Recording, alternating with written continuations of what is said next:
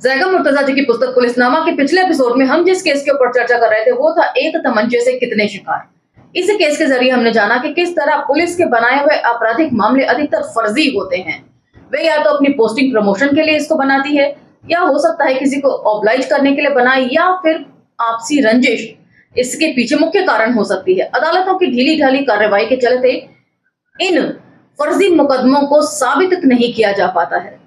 लेकिन यदि ऐसे में मुकदमे साबित हो जाएं, तब भी पुलिस को महज वार्निंग देकर छोड़ दिया जाता है। हालांकि होना तो ये चाहिए कि पुलिस को भी अपराधी मानकर झूठा मुकदमा दर्ज करने का उनके ऊपर केस चलाया जाना चाहिए, जो कि नहीं होता। इससे पता चलता है कि हमारे यहाँ की अदालतें जो है वो न्यायिक व्यवस्था के प्रति ईमानदार नहीं है। इन सभी चीजों के ऊपर चर्चा हमने पिछले एपिसोड में कर ली थी। अब हम चर्चा को यहाँ से आगे लेकर चलेंगे और अन्य केस की तरफ बढ़ेंगे। तो चलिए मेरे साथ। जय भीम, मैं शालिनी और आप देख रहे हैं अंबेडकरनामा। आज के केस का टॉपिक है स्कॉर्पियो की चाबी।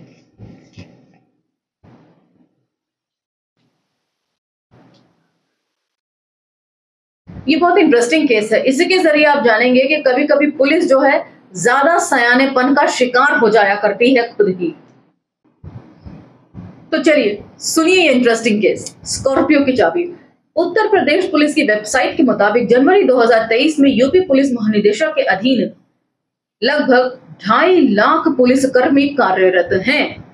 इनमें तकनीकी, खुफिया, जांच, प्रशिक्षण और अपराध विज्ञान शाखा के कर्मचारी शामिल हैं। राज्य की 20 करोड़ की आबादी के लिहाज से यह संख्या काफी कम है। जाहिर है सांस लेने की फुर्सत नहीं है। काम के दबाव में पुलिसकर्मी कभी कभी कुछ उल्टी सीधी हरकतें कर बैठते हैं। जरूरी नहीं कि ऐसा करने के लिए उन्हें किसी नशे की जरूरत पड़े। वर्दी का नशा कौन सा कम होता है, तंज कस रहे हैं। तो इस केस के जरिए आप जानेंगे कि पुलिस वाले भी हम लोगों की तरह ही एक आम इंसान होते हैं। उनकी भी अपनी ख्वाहिशें होती हैं, वे भी परिवार को वक्त देना चाहते हैं, लेकिन उनकी ड्यूटी के चलते उन्हें ये वक्त बहुत कम मिल पाता है। अब अपने राजीव सिंह यादव जी को ही लीजिए। अमरोहा आए 1.5 साल गुजर चुके हैं, कई थाने बदल लिए, लेकिन इस दौरान वे अपने गांव नहीं जा पाए। रोज योजना बनाते हैं, छुट्टी की दरख्वास्त लगाते हैं, लेकिन अधिकारी छुट्टी देने को राजी न थे। आखिर थक हार कर अपनी बेगम को गांव से बुलवा लिया। एक दिन जैसे तैसे वक्त निकालकर बेगम को गोलगप्पे खिलाने के लिए शंभू मिष्ठान भंडार ले गए। मुंह में पहला गोलगप्पा भी ना आया था कि कंट्रोल रूम से फोन आ गया, जल्दी पहुंचो, मंडी समिति रोड पर झगड़ा हो गया है। मरते क्या ना करते। दरोगा जी खुंदक में पैर पटकते वहां से निकले।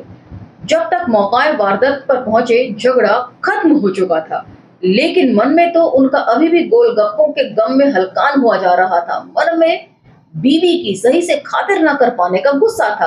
अब ये गुस्सा कहीं तो जाया होना ही था। आओ देखा ना था, जो मिला उसी को पकड़कर कूट दिया। दरोगा जी की इस मारी कूटी में एक आदमी का सर फूटा और दूसरे की बांह टूटी। इसके अलावा और 2-3 को भी चोटें आई। टूटे फूटे लोग चुप नहीं बैठे, शिकायतों के पत्र भेजे। एक पत्र राष्ट्रीय मानवाधिकार आयोग तक भी गया। 1 महीने बाद दरोगा जी सस्पेंड कर दिए गए, मगर अब उनके मन को तसल्ली थी कि चलो कम से कम अब सुकून से गोलगप्पे तो खा सकेंगे। अब बेगम के साथ बैठेंगे तो कंट्रोल रूम से फोन तो नहीं आएगा। लेकिन सब तो यादव जी जैसे आत्मसंतुष्ट नहीं होते हैं। मार्च 2020 में ऐसे ही एक झगड़ा लखनऊ के थाना गोमती नगर इलाके में पहुंचा। मारपीट की सूचना पुलिस को पहुंची और अखंड प्रताप सिंह नाम के किसी व्यक्ति की स्कॉर्पियो कार जब्त करके थाने ले आई गई। कार मालिक को कुछ देर थाने में बैठाकर वापस भेज दिया गया, लेकिन स्कॉर्पियो की चाबी SHO सुरेंद्र सिंह ने अपने पास रख ली। SHO ने गाड़ी किस कानून के तहत अपने पास रखी ये वही जाने, लेकिन नीयत साफ थी। इस गाड़ी से लॉन्ग ड्राइव पर जाने की उन्होंने मन ही मन योजना बना डाली। गाड़ी मालिक से कह दिया गया कि आप ये गाड़ी कल शाम आकर ले जाएं। अगले दिन सुबह पुलिस वालों का एक दल उस महिंद्रा स्कॉर्पियो कार में छुट्टी मनाने के लिए निकला। गाड़ी थाने से निकलकर मुख्य राज्य मार्ग की तरफ बढ़ी। कुछ ही देर में स्कॉर्पियो हवा से बातें कर रही थी। पुलिसकर्मी पिकनिक प्लान बनाने में व्यस्त थे। हिसाब जोड़ा जा रहा था कि कौन क्या खिलाएगा और कौन क्या पिलाएगा। पुलिसकर्मी इस बात से अनजान थे कि गाड़ी में जीपीएस डिवाइस लगा है। जैसे ही गाड़ी थाने से निकली, गाड़ी के मालिक अखंड प्रताप सिंह के मोबाइल पर मैसेज आना शुरू हो गए। वे समझ गए कि उनकी गाड़ी का दुरुपयोग किया जा रहा है, तो इसलिए गाड़ियों में ये जीपीएस आजकल के दौर में लगाना कितना जरूरी है।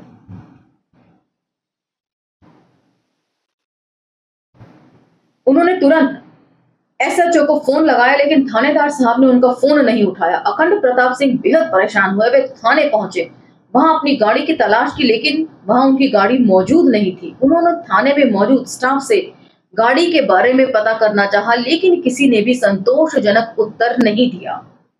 इधर गाड़ी अभी लखीमपुर खीरी तक ही पहुंची थी कि अचानक बंद हो गई। ड्राइव कर रहे पुलिसकर्मी ने पहले तो सेल्फ लगाकर देखा और जब गाड़ी स्टार्ट नहीं हुई तो नीचे उतरकर चेक करना चाहा, मगर यह क्या, गाड़ी का दरवाजा खोलने से भी नहीं खुला। ड्राइवर को परेशान देख पीछे बैठे पुलिसकर्मियों ने अपनी अपनी तरफ से दरवाजे खोलने चाहे, लेकिन नाकाम रहे। गाड़ी बीच सड़क पर बंद हुई थी, सो जाम के से हालात बन गए। लोगों ने माजरा जानना चाहा, लेकिन न तो गाड़ी के शीशे खुल पा रहे थे और न दरवाजे। तमाम खिड़की दरवाजे ऑटोमेटिक लॉक थे, जो चाबी से भी नहीं खुल रहे थे। गाड़ी में 5 पुलिसकर्मी कैद थे। अंदर बंद पुलिसकर्मी समझ गए कि गाड़ी में जीपीएस है और रिमोट लॉकिंग सिस्टम लगा है।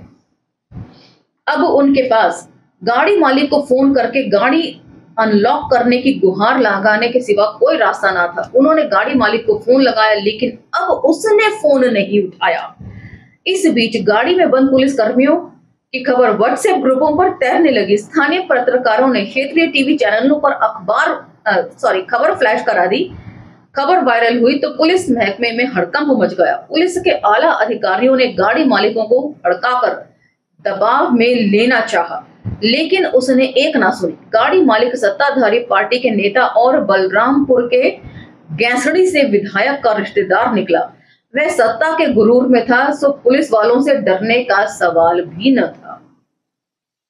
इसके बाद तो तमाम पुलिसकर्मी अखंड प्रताप सिंह की खुशामद में जुट गए। जैसे तैसे उन्हें गाड़ी अनलॉक करने के लिए मनाया गया। उसने बयान दिलवाया गया कि गलत फहमी से गाड़ी लॉक कर दी, क्योंकि उनको लगा कि शायद गाड़ी चोरी हो गई है।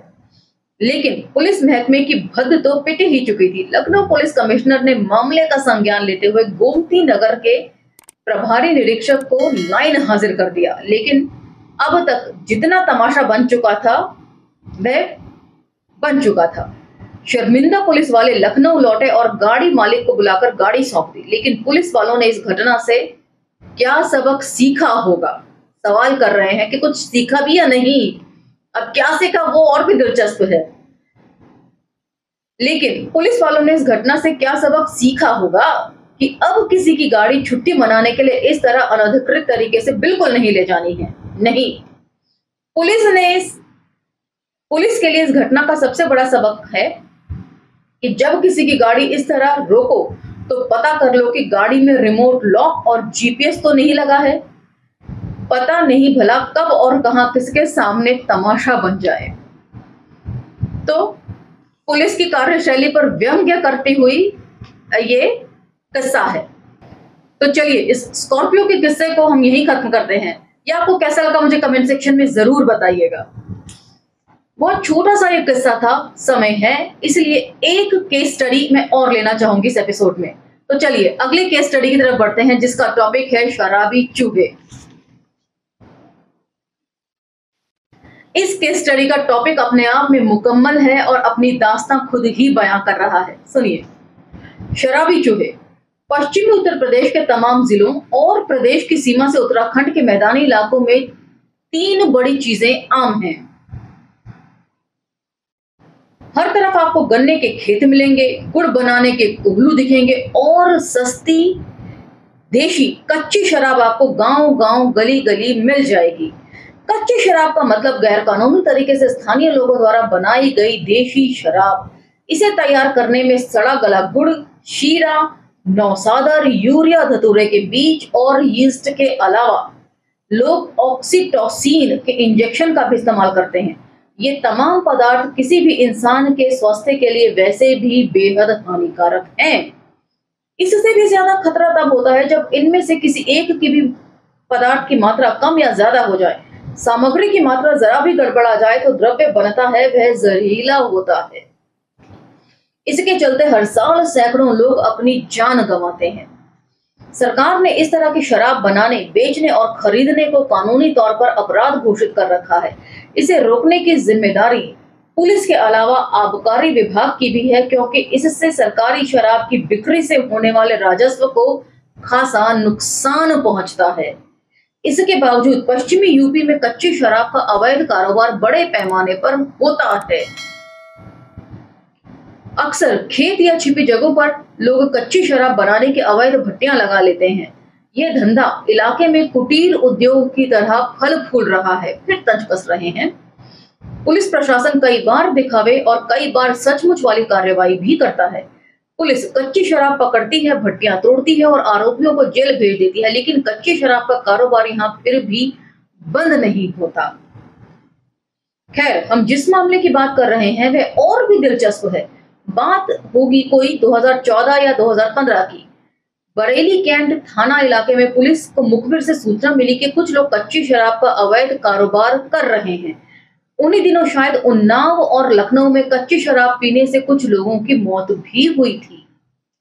सरकार की तरफ से शराब और अवैध कारोबार को खत्म करने का दबाव था। ऐसे में पुलिस ने सक्रियता दिखाते हुए छापा मारा।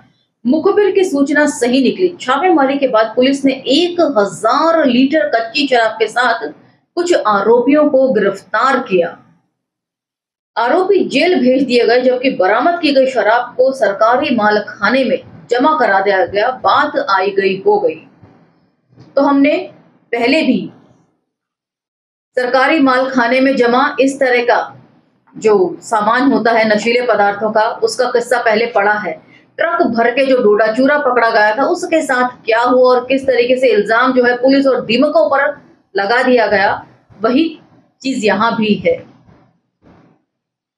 इस बीच दिसंबर 2018 में बरेली कैंट थाने में माल खाने के प्रभारी रहे हेड मुहर्रिर का तबादला बदायूं हो गया। थाने से रवानगी से पहले हेड मुहर्रिर की जिम्मेदारी थी कि एक मालखाना प्रभारी को मालखाने में जमा सामान का हिसाब किताब दे। मुंशी को कैंट थाना मालखाने का चार्ज मिला तो उन्होंने वहां जमा सामान की सूची का स्टोर में मौजूद सामान से मिलान किया। हिसाब किताब जोड़ा तो उन्होंने पाया कि तमाम सामान तो पूरा था, लेकिन मालखाने में जमा कच्ची शराब और नशीले पदार्थों का कहीं अता पता नहीं था। उन्होंने इसकी जानकारी तत्काल थाना प्रभारी को दी। जब हिसाब का मिलान नहीं हुआ तो फिर गायब सामान की तलाश शुरू हुई। सामान तो नहीं मिला, लेकिन काफी खोजबीन के बाद एक स्टोर से कुछ खाली कैन जरूर मिले। हालात बता रहे थे कि ये कैन काफी समय से बंद पड़ी थी और उनमें से कुछ चूहों ने जगह जगह से कुतर भी दिया था। लेकिन कच्ची शराब और गायब हुए मादक पदार्थों का मसला अभी ज्यों का त्यों था। माल खाने में जमा सामान मुकदमे का सबूत होता है, मगर अदालत ने भौतिक परीक्षण के लिए बोल दिया तो भला इतनी सारी शराब कहां से लाई जाएगी। खैर, पुलिस तो पुलिस है। मामला जब सुनवाई पर आया तब बात भौतिक परीक्षण पर आई कि जो माल पकड़ा है अब उसको कोर्ट में पेश किया जाए। पुलिस ने मामले में जो जवाब दाखिल किया उसे सुनकर अदालत को भी चक्कर आ गया। बरेली कैंट पुलिस ने अदालत से कहा कि बरामदगी के बाद अवैध शराब को सील करके हिफाजत से थाने के स्टोर में रख दिया गया था। चूंकि मामले की सुनवाई बहुत दिनों बाद हुई है, इसलिए शराब की मात्रा पूरी नहीं है। अदालत ने पूछा कि बाकी अवैध शराब कहां चली गई। इस पर पुलिस ने कहा कि शराब तो चूहे पी गए। अगर अदालत को सबूत चाहिए तो चूहों की कुतरी हुई खाली कैन अदालत में पेश की जा सकती है। पुलिस के मुताबिक 2-3 साल में चूहे 1000 लीटर कच्ची शराब पी गए। अदालत भला इसमें अब कर भी क्या सकती थी, हालांकि इसका लाभ अपराधियों को मिल गया। फिर भी मामला अपराधियों तक पहुंचा। तमाम जिले के थाने और चौकियों के मालखाने जांचे गए। इसके बाद पता चला कि सिर्फ बरेली कैंट थाने के चूहे शराबी नहीं हैं, बल्कि सदर कोतवाली इलाके की शाहमतगंज पुलिस चौकी से भी सैकड़ों लीटर कच्ची शराब गायब थी। लेकिन पुलिस को चूहों का आइडिया आया कहां से? पता चला कि गौर कीजिए जरा, पता चला कि 2017 में ऐसे ही पटना में पुलिस ने 8 लाख लीटर शराब चूहों के खातों में चढ़ा दी थी। पुस्तक शुरू होते ही मैंने आपसे ये बात बोली थी कि किस तरीके से नीतीश बाबू के राज में ये घटना हुई थी और एक बहुत बड़ा जखीरा शराब का पकड़ा गया था शराबबंदी के समय में, और कितनी सफाई से ये सब कुछ जो है चूहों के नाम चढ़ा दिया गया। ऐसे में 1000-2000 लीटर भला क्या ही मायने रखती। बरेली पुलिस ने जांच की और मामला बंद कर दिया, लेकिन जरा सा अपराध रजिस्टर से मिलान कर लिया होता तो बरेली के चूहे बदनाम होने से बच जाते। बस इतना ही तो करना था कि पुलिस ने इन 2-3 सालों के दौरान इतने छोटे मोटे अपराधी गिरफ्तार करके जेल भेजे हैं। यह भी मिलान करना था उन अपराधियों में कितनों के पास से कच्ची शराब की कैन या मादक पदार्थों की पोटली मिली है। ये सेम किस्सा जैसा हमने डोडा चूरा वाला पढ़ा था वैसा ही है। ये पुलिस जो है इन सब पकड़े गए नशीले पदार्थों का इस्तेमाल जो है वो आपसी रंजिश के तहत अपराधियों को फर्जी मुकदमों में फंसाने के लिए करती है।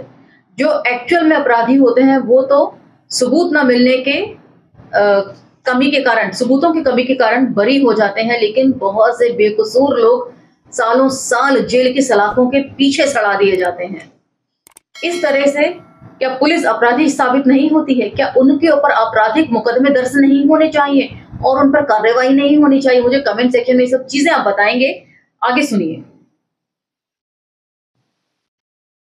ये कोई ढका छिपा खेल नहीं है। यूपी, बिहार के अलावा राजस्थान और मध्य प्रदेश समेत देश के तमाम राज्यों में पुलिस यही तो करती है। जब स्टॉक खत्म हो जाता है तो इल्जाम अक्सर चूहों के सिर पर आ जाता है। देश में फिलहाल ऐसा कोई कानून नहीं है जो नशेड़ी गंजेड़ी चूहों को सजा दिला सके। ऐसे में अपराधियों की धारा बढ़ती रहती है। माल खाने से शराब और मादक पदार्थ गायब होते रहते हैं। इधर बेचारे चूहे इस बात से हमेशा अनजान रहते हैं कि पुलिस और अदालतों के रिकॉर्ड में वे नशेड़ी साबित हो चुके हैं। इस तरह के केसेस में आपकी क्या राय है? मुझे कमेंट सेक्शन में जरूर बताइएगा। इसी के साथ अब मुझे इजाजत दीजिए। अगले एपिसोड में अन्य केस के इंटरेस्टिंग किस्से के साथ मैं फिर हाजिर हो जाऊंगी, लेकिन इन वीडियोस को लाइक शेयर सब्सक्राइब करना ना भूलें और हमें अन्य प्लेटफॉर्म्स पर, सोशल मीडिया प्लेटफॉर्म्स पर फॉलो करना भी ना भूलें। अब मुझे आगे दीजिए। जय भीम, धन्यवाद।